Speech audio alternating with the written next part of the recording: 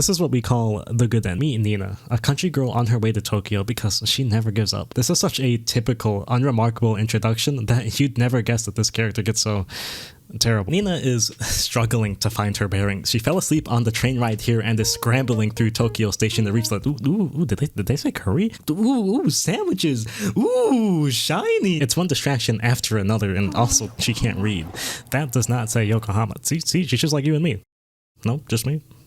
Well, you know, I can read too. Eventually, Nina does arrive at the agency building for her apartment keys, but she is several hours late. So of course I think this says closed in AI. With her phone dead and out of options, Nina heads to the nearest cafe to sulk and charge it until finally signs of life. But what lights up her screen is a death sentence. Dracula calls her. I mean her family calls. Immediately, they're scolding her. She wasn't just late, she was a no-call, no-show to her uncle that was going to meet her there. The atmosphere here shifts completely. This vignette cools and desaturates, suffocating the life out of this scene. It's that pit of your stomach moment when you know your parents just caught your ass. The soundtrack for this scene is goofy and bad, and Nina doesn't like it either, so she hangs up. And for a second, it's looking like she's been left out to dry for the night until she happens upon the street performance of a lifetime.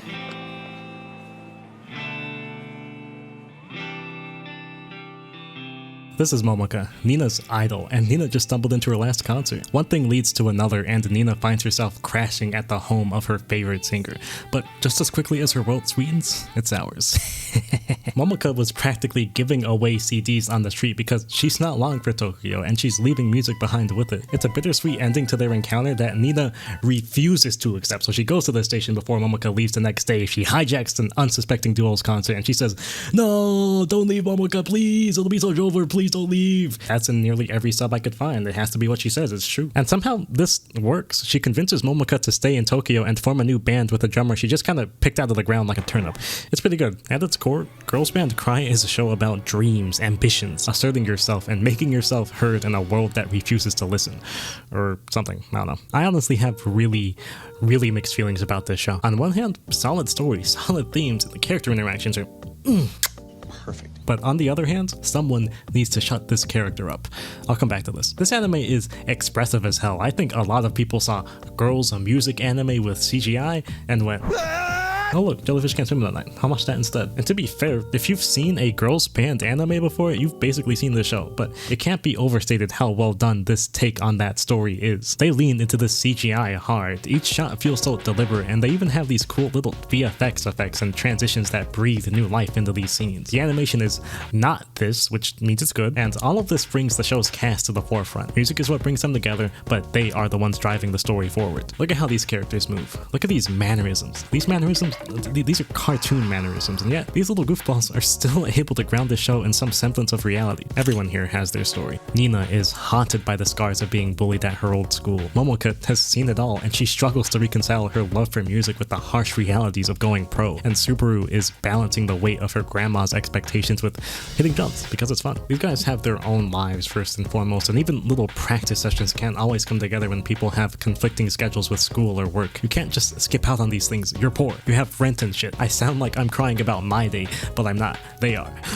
See? Girls Band Cry. The banter in this show is great. The way these characters talk to each other sounds like a goddamn Seinfeld episode. The conversations flow so smoothly while characters talk their shit and argue over one another. This is the average Discord voice chat, how God intended humans talk. These characters are easily the strongest aspect of this show. Now, with that being said, my hate for this character is purely personal and visceral and irrational. At first, when I met Nina, I thought I had a sister. She was so cynical and spiteful. It was like bullshit the rock, but reality where being an introverted, cringe-fail, angsty teen is actually really annoying instead of endearing. But to me, that actually made her that much more relatable. When Subaru first showed up, I was right there with Nina. Even I was in her head going, yo, we better leave, bro. Yo, she's fake as hell, bro. The scene was such a perfect depiction of how overwhelming conversation can feel when you're a loser. But as I watched on, I realized something. Nina is a Twitter user. Ugh. Over and over, we see Nina approach issues in the most polarizing and annoying ways possible. Diamond Dust is Momoka's former band, the band she abandoned when she saw the direction they were headed. But during her time there, Momoka wrote the songs that spoke to Nina when she was at her lowest point. Fast forward a bit, and Diamond Dust's new singer probably has the worst history with Nina ever. So naturally, Nina gets all,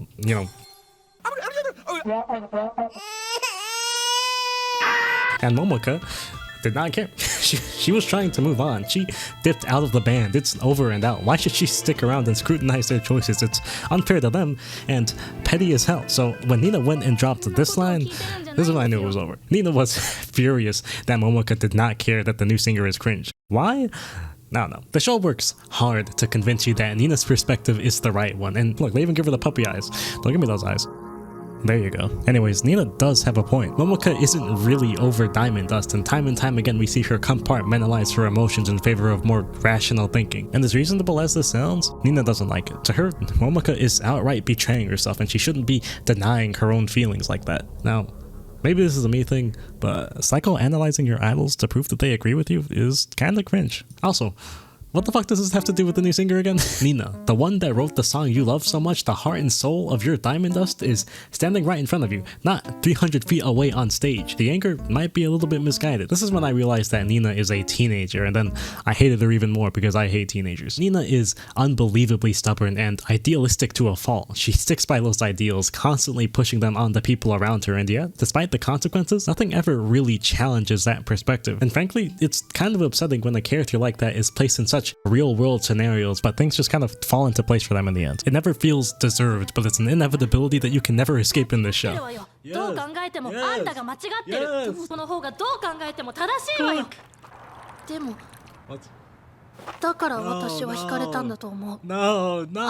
If you run out in front of a truck, you should expect to get hit. But if you believe hard enough, you know what I mean? The world is a complex place, and when you throw out all nuance and compromise, that's when ignorance begins to bleed into that idealism. This is how most of the conflict in this show goes, and as annoying as it is, it's actually pretty well done. These characters are nuanced and flawed and stupid, and yet you still always gravitate toward them. You get where these guys are coming from, however upsetting they may be at times, and that's what you come to love about this show. That's what makes humans human. It adds a whole nother level of authenticity and genuine feeling when you finally do reach those more emotionally charged moments. At its core, Girls Band Cry is an anime about ideals, about refusing to compromise on who you are no matter what. Nina gets that, and honestly, there's nothing more pure than her ability to stay so unwaveringly true to herself like that, even if she is a pain in the ass, and the scriptwriter can back me on that, so basically I'm right. Girls Band Cry is a good show, but it'll only be all the way up here if Nina gets hit by a truck next time.